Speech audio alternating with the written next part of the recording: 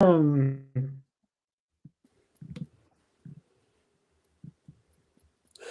live. Are we live? It says live on the thing. Okay, so we're live. Hi. Here we go. Hi. How are we? Good. How are you? Tired, but inspired. Are you now? I am. Okay.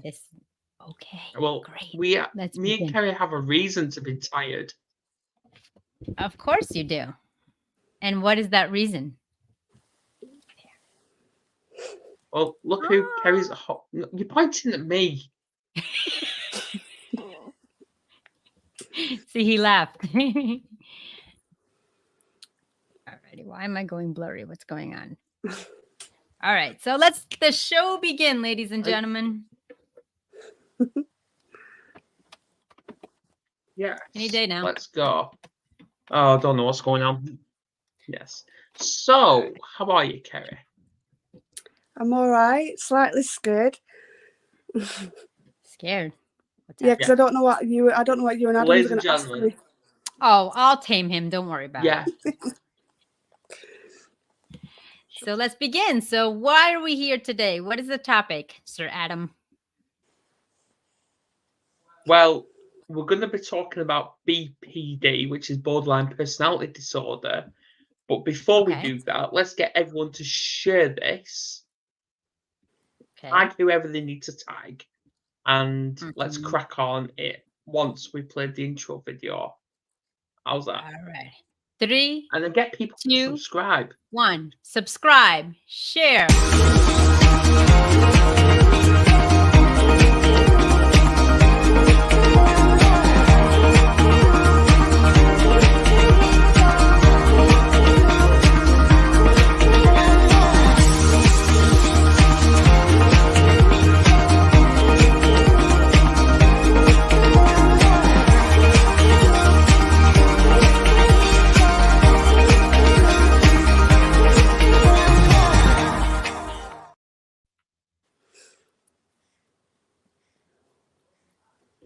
Oh, what's going on? Hello. What do you mean? We're fine. We're good, yeah. We're fine. Why are you nervous? It was just trying to kick me out then. Well, you know. Who's nervous? Let's get to it. So we had talked about BDP. And what is that, Adam? BPD is borderline. Yeah. It's borderline personality disorder. It's described as you winning the mental health lottery, but I don't feel like I've won the lottery. Okay. So borderline personality disorder. Kerry, would you like to share your experiences and takes on it? And then we'll bring it to Adam on his rewards. Basically, while I was pregnant, I went through a very rough time with my mum. And I wanted to hurt myself. And obviously, I didn't want to hurt myself while I was carrying him.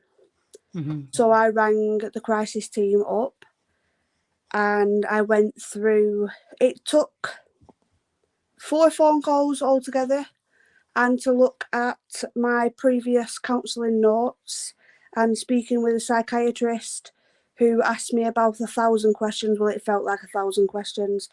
And I got diagnosed with BPD. Okay. I was told off a psychiatrist why I got that, and it's down to issues with my mother growing up and abandonment issues with my dad. Okay. Alrighty. Oh. Well, it sounds like you've had a struggling experience, but I'm glad you're a survivor and a warrior to make it through to bring this precious gem along with your others into this world. I'm glad to have you here.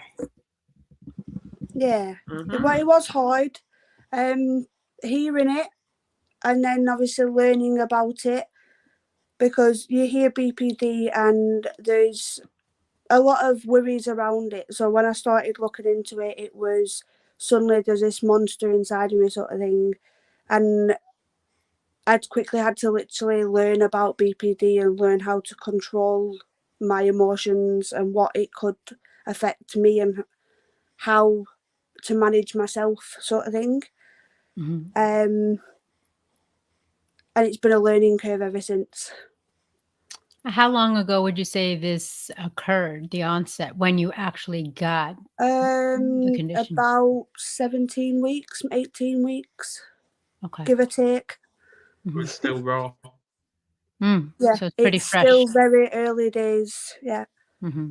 Yeah. Interesting.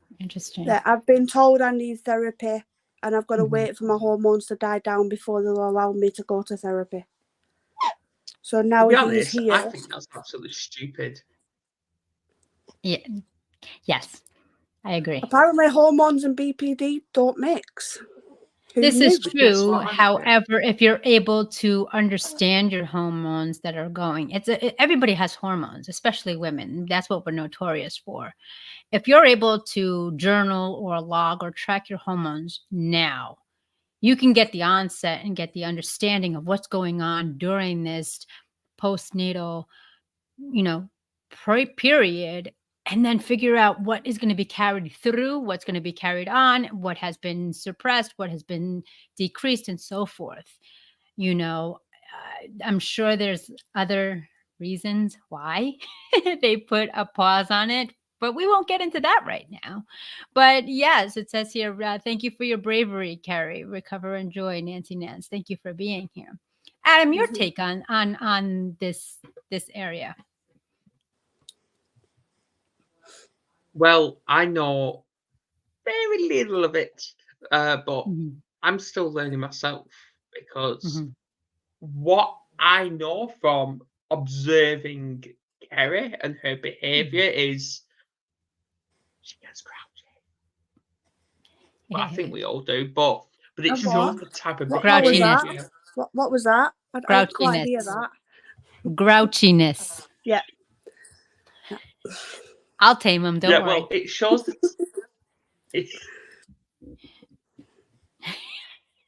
I just leave now. Go ahead. But it shows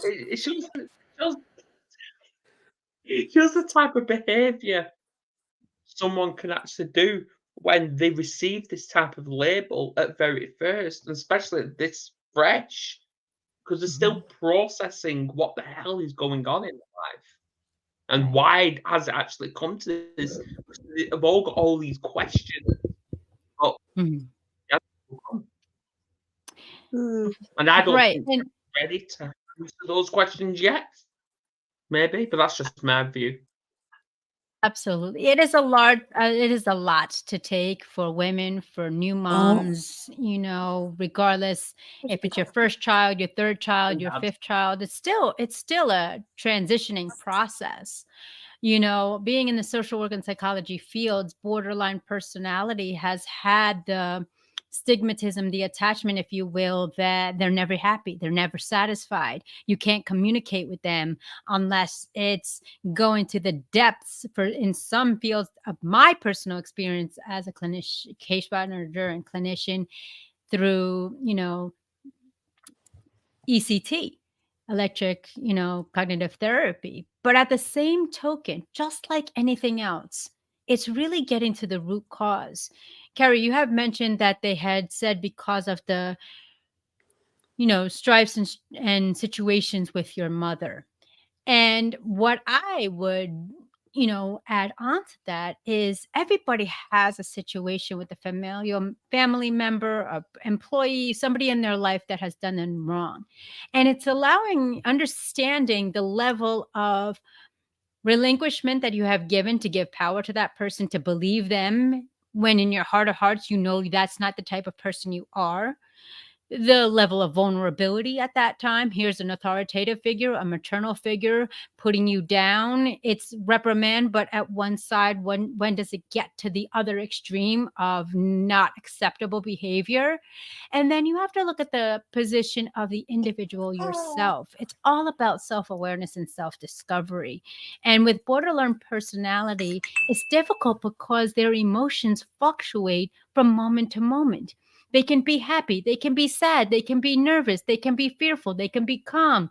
And it's different from bipolar disorder, and the fact that you have a season of mania, you have a season of, depression.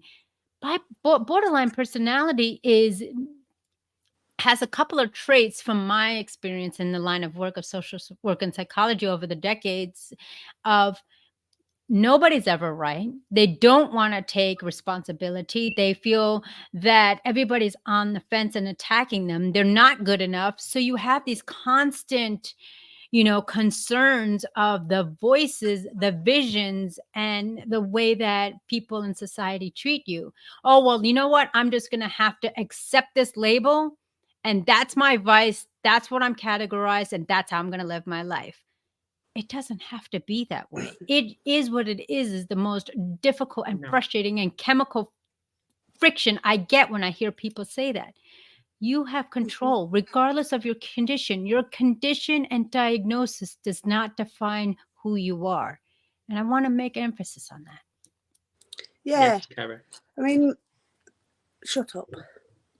Behave. Yeah. Because I think the worst thing about it is, obviously, I know I've got this label attached to me, and I know that obviously it's going to affect me in certain ways. And there are days when there's things going on in our lives. Where the other day, there was something. I'm not going to go into it, but Adam knows what I'm on about. But there was a certain thing going on. Adam was out of the house for a few hours, and one of the things with BPD is impulsive. It's impulsive behaviour. So my impulsive behaviour is shopping. So obviously Adam's had to basically, how do I word it, where he's had to take control of the finances, where he'll help me control my spending. And because of what was going on that day, it was, I just impulsively bought 2 pairs of curtains and probably spent a bit too much on 2 pairs of curtains. But oops. Right. But we have to recognize too, at times it's a chemical imbalance, at times it's an environmental influence. And when we have those impulse reactions, if we are able to, and this doesn't happen overnight, ladies and gentlemen, if we are able to log it, track it, you can find what I call in coaching the habitual rituals of what happens. And what I have tend to do is kind of educate individuals about, well, what is another positive reinforcement, positive impulse that you can replace that impulse. But again, I am not at liberty or any way to judge or dictate how someone with this, condition lives. I'm not inside your mind, and I would never want to put myself as someone declaring that. I'm going based on studies, experiences, and knowledge of my degrees.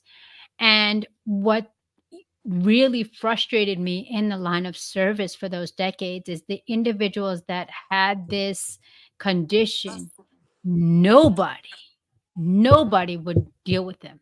They didn't have the patience. They said, well, what's the use anyway? If I say the sky's blue, they're going to tell me it's white. If I say that I love them, they're going to tell me why. What's your intention? It's constant debating. There's a constant thing that in their mind, they're never good enough. They're never satisfied. Somebody's always judging them, and whatever they do is wrong, and people put them down. Yeah. So again, going back to Nancy's comment, very brave for coming on and sharing this situation, not only as a mother, but as a family member, as a woman, and really speaking about it, especially in these times today, because we have so much limited support, or we don't want to get the support, that these are the silent voices in the world. And if they're not listened and they don't feel comfortable to share, unfortunately, they're not going to be here. Yeah. And who are we? Yeah, and it's also a constant worry of fear of abandonment. Yes. So obviously growing up, the situation with my mum and dad was they would constantly argue. I would go to bed and they would be arguing downstairs. I wake up next morning and my dad wasn't there. And that happened quite a few times. And thinking about it now, that's probably where the fear of abandonment come from, because my dad was always the person I went to. So obviously with BPD, we always have something called a favourite person. So obviously growing up, my dad was my favourite person, closely followed by my nana. So when my dad wasn't around, I was shipped out to my nana's. And obviously when I lost her a few years ago, it sent me, I hit rock bottom.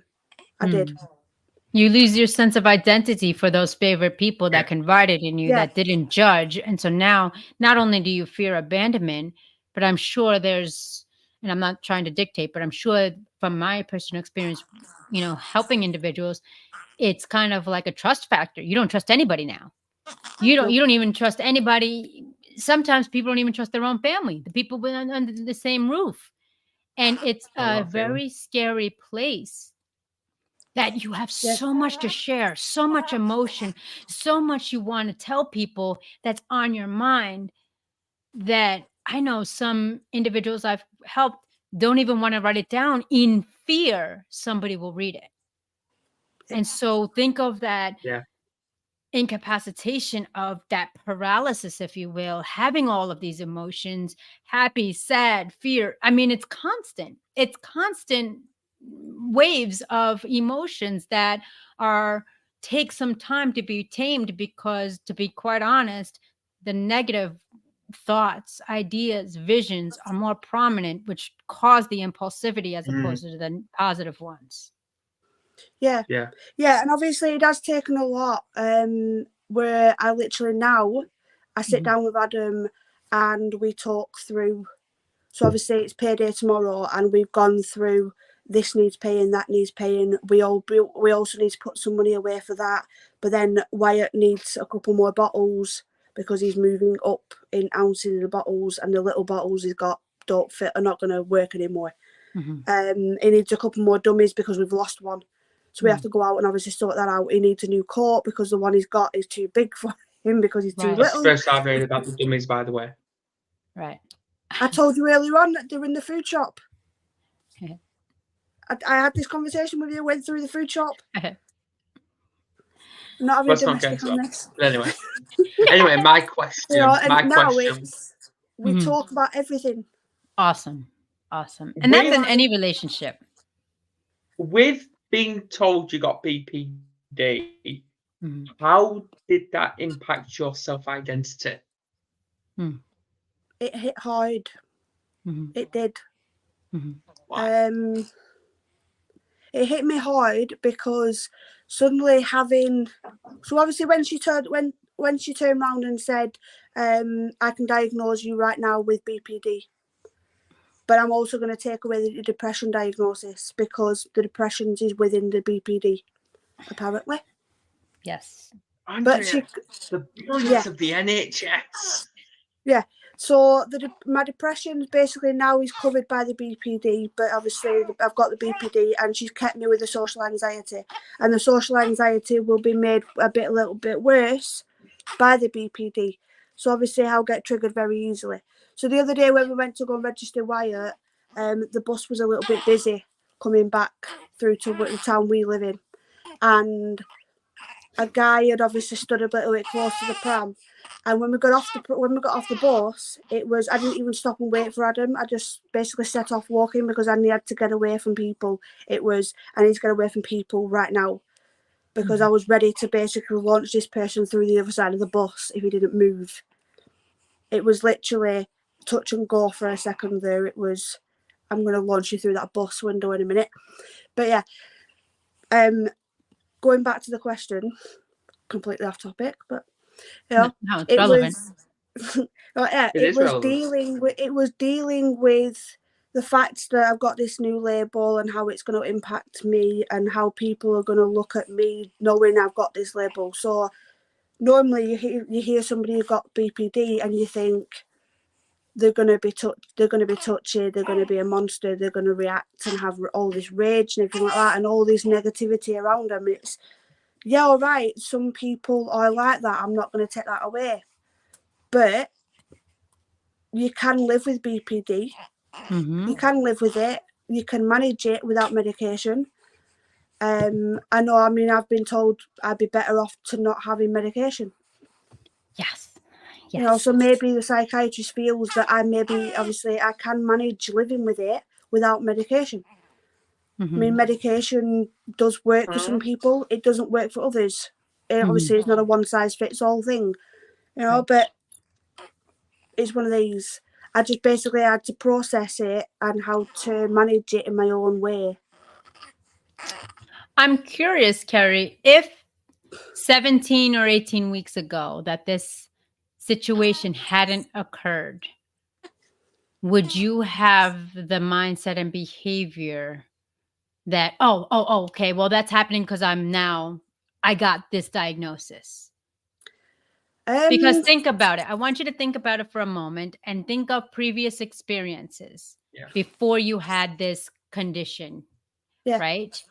And how you acted and what was the, pardon my French, crutch that you used for this, as opposed to, hey, now I've got this this condition from a professional and I now can use that. What would you say? Looking back before, it was whenever we got paid, it was I want this, I want that, I want this, I want that, and I would never ever think about paying bills, doing food shopping, saving money for the week ahead, all that stuff. I wouldn't, and we were always, Adam was always, Kerry, calm down, don't spend this, don't spend that, and I would just ignore him. Shut up, leave me alone, go away, sort of thing. I just go out and blow money willy-nilly. Wouldn't even think about it. You know, I mean, I'd go to Home Bargains, it's my favourite shop, and I'd think nothing of spending £100. Just like that, £100 without. What have you bought for £100? Crap. I didn't need it. I just wanted it at the time. All that impulsive behaviour and everything like that. So now with the BPD diagnosis, I think, all right, okay, that's why I did that. So maybe I now I know I can, like, it helped me understand me a little bit. All right, okay, this quirk was because of that. That quirk was because of this. Right, okay. So it helped me understand me a little bit and how I tick as a person. Right. So I can obviously now think, right, okay, yes, okay, that happens because of this, but I don't have to let it affect me and define me. I can change things and put things in place and ask for help and support to manage it. So obviously I spoke to Adam, I'm like, you're going to have to take control of them finances, you're going to have to sort things out here. So we're not in a situation where I can just go out and blow £100 willy-nilly just like that. And he's basically stepped up and really, really helped me. Whereas now, my attitude to money is very different to how it was. Okay, I want to pick up on that. With the impulsive behaviour, because that's like exactly as it is. You still have that mindset, like, obviously, without sounding sexist, most women have this mindset in the UK that if they go into Home Bargains, you have that mindset where it's not what you want, it's what Home Bargains tells you that you want. Andrea, would you say that's linked to the impulsive behavior? Well, I don't know what Home Bargains is in US. We don't have that. I'm going on the air. It might be what we have in US it's called like a Home Goods. It's like a Home Goods. Okay. I would question that because that does raise a good point. But again, it's the same token of balancing what Kerry's been told now to justify her behavior in conjunction of what marketing has for those to be influenced. So now you have both sides of the coin, awareness to what Kerry's personality is like, but also that feeds to the marketing sales of any industry or shop online or, brick and mortar. And I love, Kerry, how you said that it's a more awareness to me, because I truly feel sometimes, regardless if it's a mental health condition, if it's a personality trait, if it's a cultural recognition, a lot of us don't have heightened awareness to who we are, if you think about it.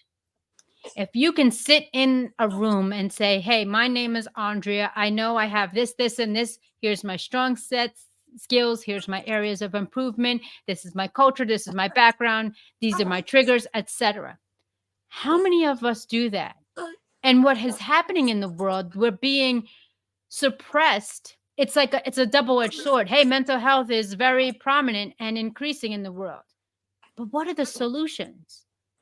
What are the areas of progression? Are we talking about it as a way to help someone, or a way to compartmentalize someone and now have them put them in a box? This is who you are and this is what you're about. And are we doing a disservice in saying, you know what, Kerry? I mean, I would maybe give a little cushion if the caseworker or social worker said, you know what, Kerry, right now you're still in the postpartum and prenatal stages of pregnancy. You just had a child. Let's wait a little bit, and maybe in the interim, let's have a discussion of strategies and techniques that can be utilized until your hormones are well balanced before you got pregnant, rather than saying, yeah, we're just going to wait. Wait for what?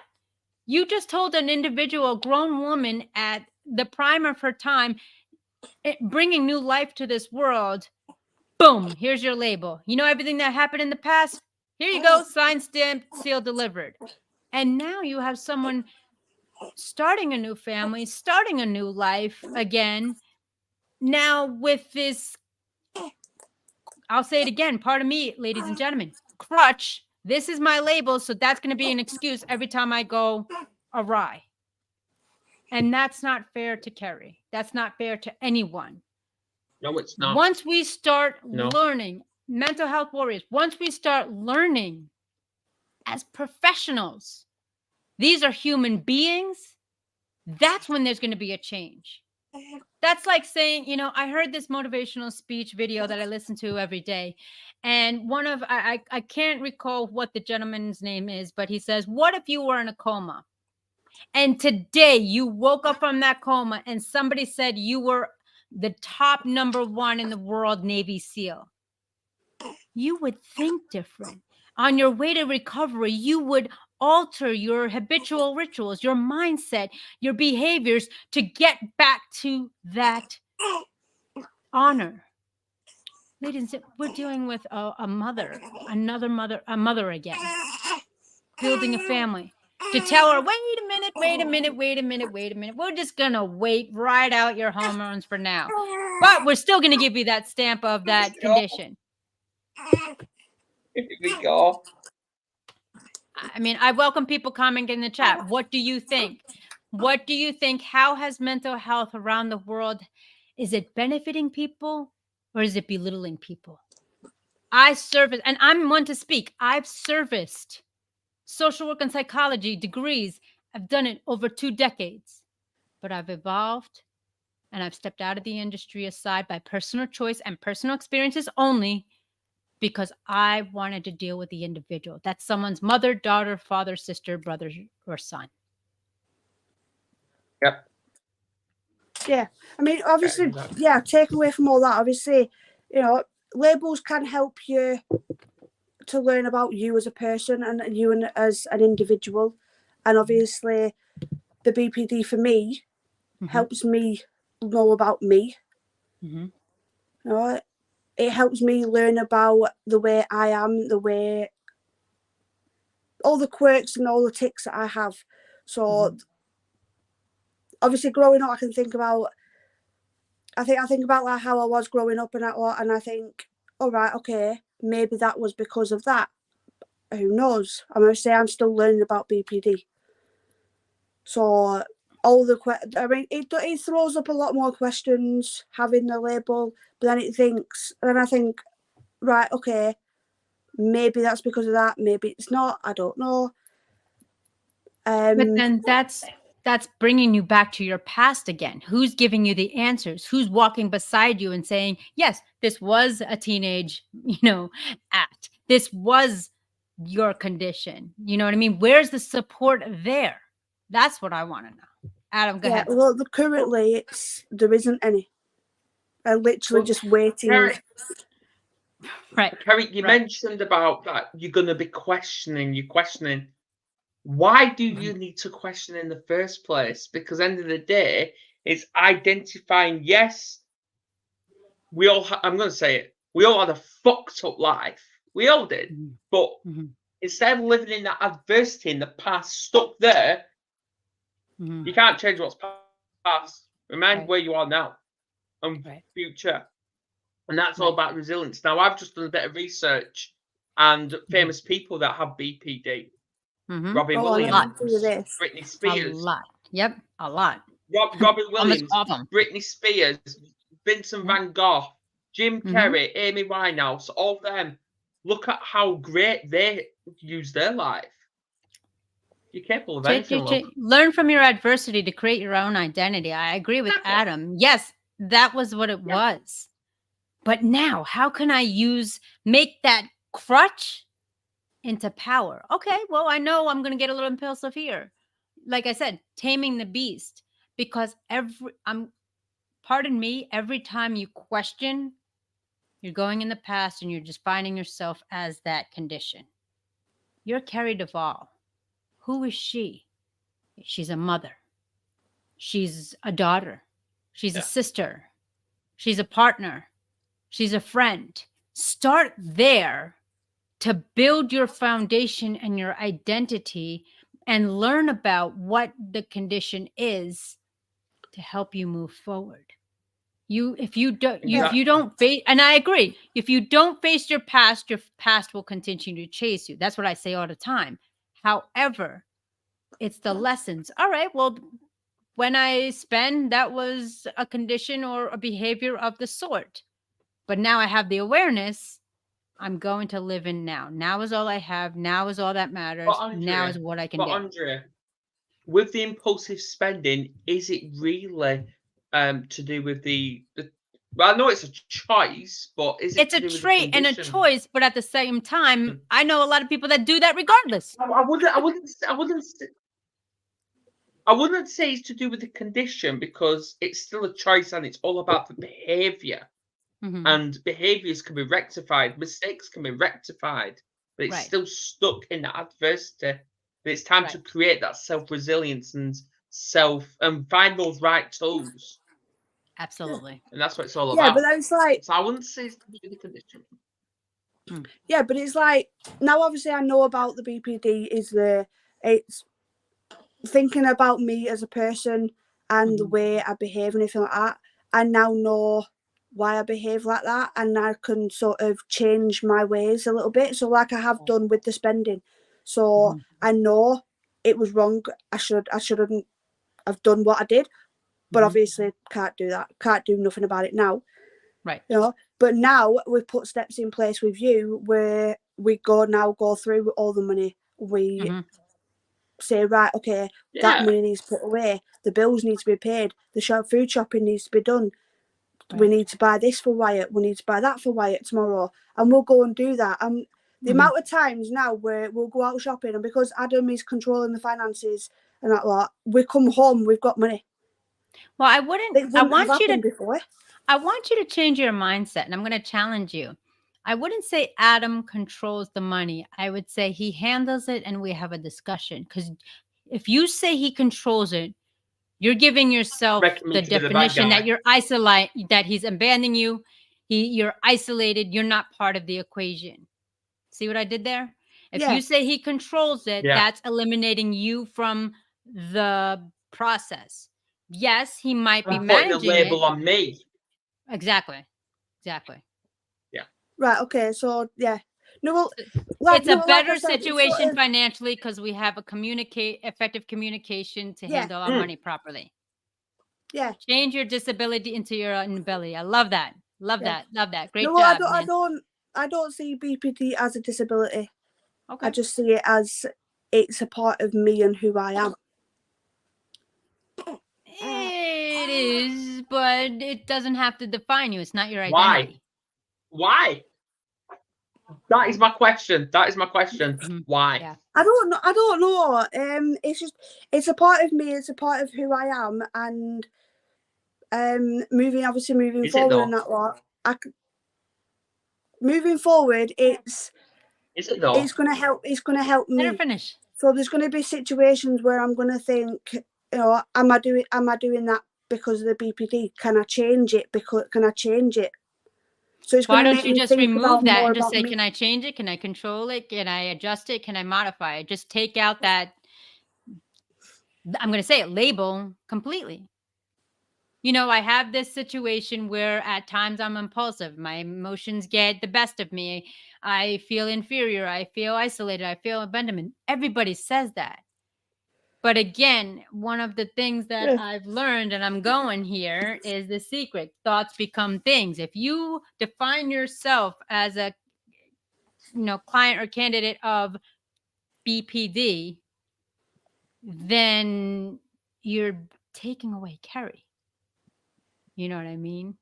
It's a part of a situation at this life. You can say, 17 days ago or what have you, 17 weeks ago, what have you, this was given to me. Okay. It's a scientific condition that they have found or discovered.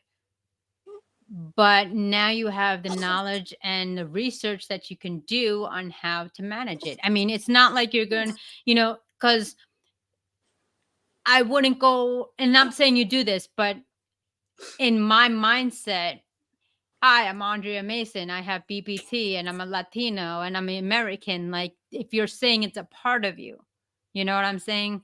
Like that, I wouldn't want to put that in your identity. Do you understand? Oh, I don't tell people I've got it. No, I'm just saying the mindset, like Adam said, the mindset. Yeah, I mean, I don't really tell people I've got it. So very few people around me actually know I've got it. Okay. And obviously I don't tell people because of the stigma around it. So I don't tell them I've got it. I know I've got it, but then it's only if I trust you, then I'll tell you I've got it. But if I don't trust you, you'll never know I've got it. This is live and on streams, right? Yeah, I know. You do know you just told the world. Whereas now, obviously, people are gonna know. I was just like, does she not know this is live? People are gonna know now. But it's okay. It doesn't define who you are. My question to that. I have to say this now. Now you've told the world about this label. What are you going to do about it now? Not really much I can do about it. Just have to deal with Is it not me. though? I just have to deal with me and deal with life one day. Learn about you and learn about life, not deal with it. It's not this brand that you're giving it. Don't give it that much power. Yeah, I mean, obviously, I'm still learning. I'm still learning about it myself. Yeah, and everybody's learning it. I mean, we look at the world since 2020. A lot of people learn about themselves now. You know what I mean? Like, it's a constant. With that woman. It's quite the epiphany, if you will. If you're not learning about yourself, I said this at last show, maybe, or shows before. The great Socrates says, all I know is I know nothing. We're constantly learning every day. But we have to be mindful, as Adam said, what we are identifying with, what we are accepting, and what are we using as like a cane, if you will, a crutch. Yes, Nancy, communication is key between couples and any relationship. It's the gateway to success and progress. Yeah, I mean, I would say, another thing of BPD is having unstable relationships. So obviously now that I know this label is on me and that what it like obviously, like I said before, it does throw up a lot of questions. But then now that obviously I've changed a few things and started talking to Adam and communicating with Adam a lot more, we've got a stronger relationship now. So it is sort of helping me understand me a little bit. But Kerry, that's awesome, but not a lot of people do that. Not many people do that. Once they get that prescription or diagnosis, if you will, they close. So for the fact that you're able to be open, bravery, as Nancy had mentioned, transparent, vulnerable, and communicate with Adam, it's a great thing. What's going on, Adam? You're right. You look like you're gonna cry. Yeah. I mean, if you think I'm about not it, gonna cry. how many? The reason I'm doing this because I've just been listening to Kerry, and when she said she's letting this BPD be a part of her, don't need to, because But at the that's same still token, you have removing to be that self-right. True, but at the It's same all token, it's understanding. 17 days. I mean, it's only been a short period of time. You're not her. I'm not her. We're not you. It's going to take time. Nobody wants to be me. You said it. I didn't. So you think about it, Adam, right? Before I knew about the BPD, how many times did we sit down and talk about things, and it escalate into heated discussions and even arguments about how much I was going out spending and how much I didn't talk to you about money. It was always, Right. it was always, oh, I'm doing this, I'm doing that, and I wouldn't talk to you about anything. Whereas now I know, right, okay, that's the wrong behaviour, and we've opened that communication up where now we talk about everything. We're literally down to the last penny. We will talk about everything. I won't spend anything without saying. I get that, and and we talk about it. Let her finish.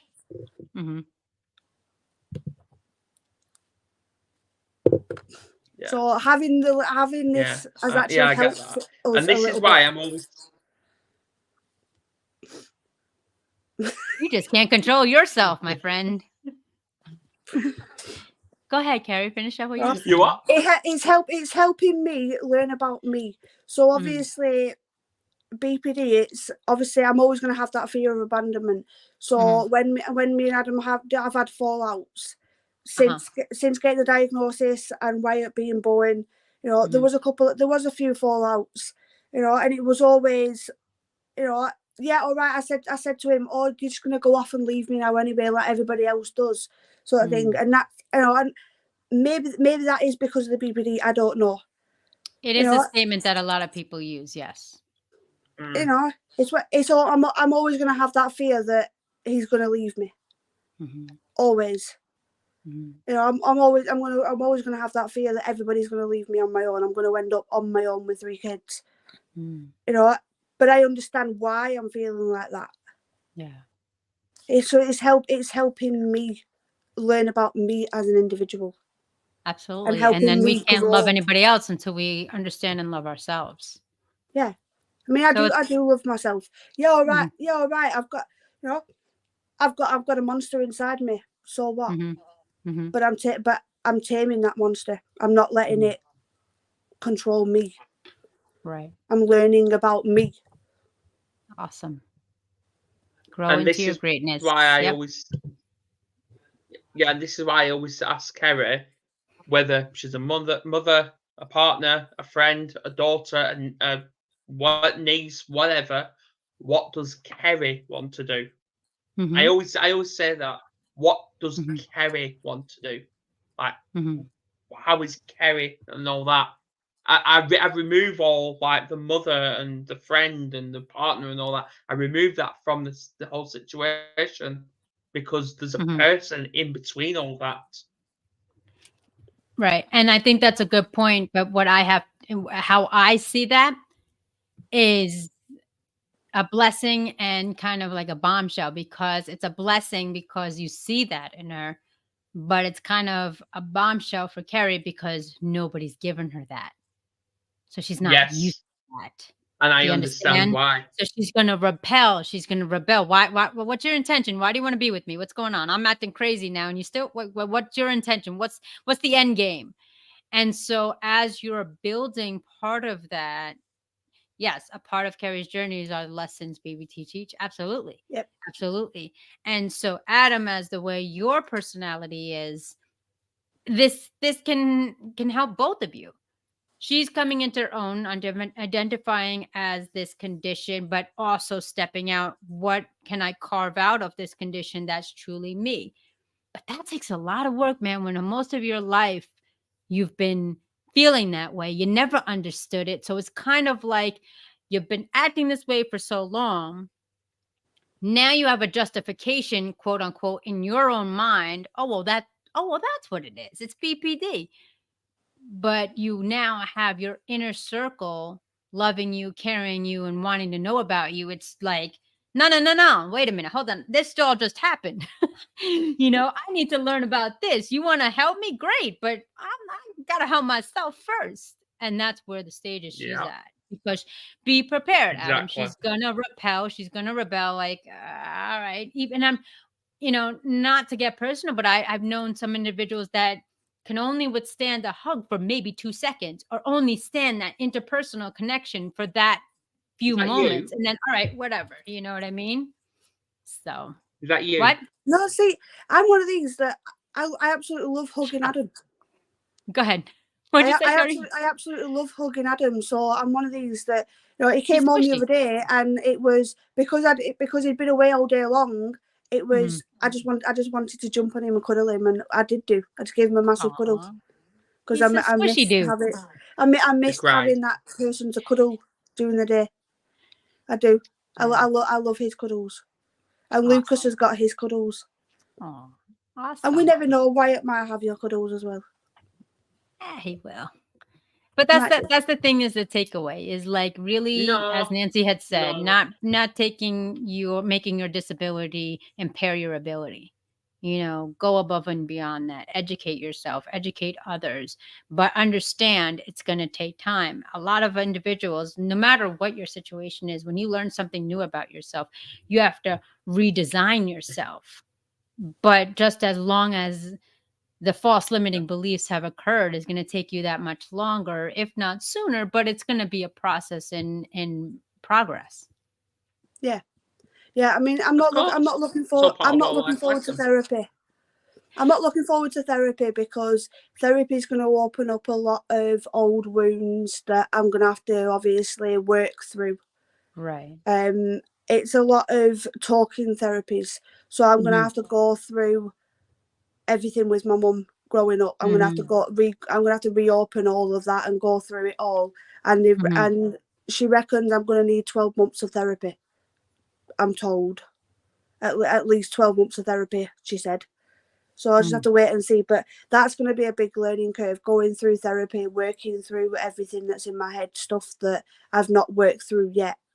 That's going to help me learn even more about me. It amazes me they could put a timestamp. Oh, well, 12 weeks is that 12 months is how long you're going to get. What? What? 12? Oh, yo, that's how much. Okay, cool. Right. Yeah. Pardon me. I'm going to get, it's going to be a process. Yeah. My love of suggestion as a co-host, as a friend, I would start taking the steps now. Start asking questions and answering questions. Because the sooner you get started, the sooner you can feel and heal. And be prepared. You're going to get angry. You're going to get frustrated. You know what the biggest misconception that I've learned with mental health and their diagnosis and prognosis is, everybody says depression, mania. To be quite honest, it's anything and everything that I coach. It's anger inside. I remember one time I was working with an individual and they were just, I'm depressed. As soon as we unveiled and cleared the line of depression, I learned this from my mentor. Well, what about your anger? I have no anger. That's exactly how I responded. They were, really? You don't have any anger? No, I'm not. I'm fine. I don't have any anger. That's the deep grounded root. How dare someone treat me like this? How dare I feel this way? How come I can't get rid of this? That's the underlying cause of things, is the anger and frustration that you've had to go through that to deal with it. Everybody's always talking about depression. What about anger? What about fear? Those are dismissed. So from my personal experience, the sooner you start, the better you'll feel. And you won't know how good you feel until you feel great. Yeah. Yeah, I've already gone into some BPD groups on Facebook. I've obviously having a look at BPD on TikTok as well. Different videos are there. So I'm trying to obviously learn more. And I seen a post earlier. Was it earlier today or yesterday about this book, and there's different worksheets that's good for individuals with BPD. So obviously I found it on Amazon and said, Adam, I need this. It's been recommended to help me with the BPD. So obviously learn about it and learn about me and grow as a person, sort of thing. So obviously we're going to be ordering that. Yeah, I just want to piggyback of what Adam said earlier on, and I believe this in my heart of hearts. Be mindful of going down the rabbit hole, because whatever you research, whatever you learn about, becomes you. That's good, bad, or indifferent. That's to anybody. Because again, these are suggestions, recommendations of people who had it or people who treated it with it. And I'm the same way, in the same category. Do what you feel is best, what you're ready for. You're the one that's going to be going through it. These are professionals that teach it, coach it, know somebody who has it. But until you speak to someone who's lived through it, or do that as self-assessment, that self and love and self-empowerment, and say, wait, let me go back and let me learn from it. That's when you're going to be at your best. Again, to repeat what Adam said, don't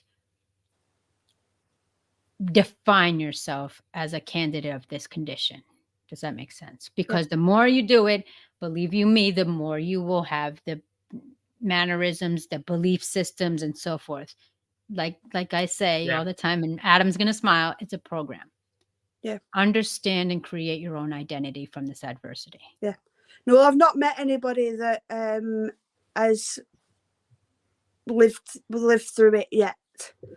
All the people that I've spoken to at the moment, well, just like a couple of comments back and forward, are all still processing their diagnosis and learning about themselves and going through basically similar to me, learning about it and learning how it helps them, how it shapes them, sort of thing. So it's very much, they're all stuck in that. So I've not met anybody that's actually lived with it for a few years or lived with it long term yet. And like Adam said in the beginning of the segment, and I pass it over to you, Adam, to be mindful of time. There's so many people that are successful, influential, that lived with it. Robin Williams, Britney Spears, like they said, Vincent van Gogh, they've superseded that and used that as their petrol. So that's the only thing I'm agreeing with. Don't let it identify you. Let it create your own new identity.